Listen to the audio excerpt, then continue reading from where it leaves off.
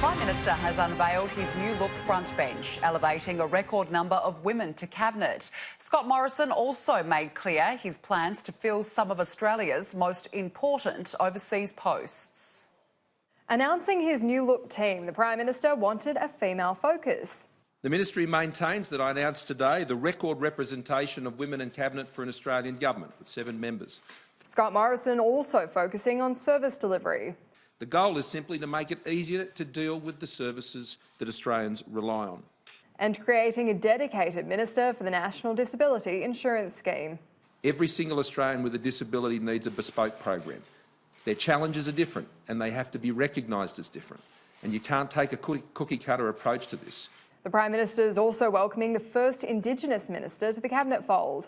In Ken Wyatt, who will take on the role of Minister for Indigenous Australians. Other notable additions to the Coalition Cabinet include Susan Lee in Environment, replacing Melissa Price, demoted to the Outer Ministry role of Defence Industry. Well, when Melissa and I discussed her role, she asked to be given a new challenge and I was pleased to give her one. Anne Ruston's elevated to Cabinet as Families and Social Services Minister, Stuart Robert as Minister for the NDIS and Alan Tudge, who becomes the Minister for Population, Cities and Urban Infrastructure.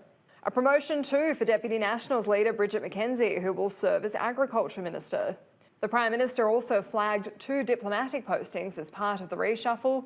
Arthur Sinodinos is heading to Washington at the end of the year to replace Joe Hockey as US Ambassador, while Mitch Fifield is headed to New York as Australia's next Ambassador to the United Nations. They will both be exceptional representatives of Australia and our country's interests abroad will be well served in those roles.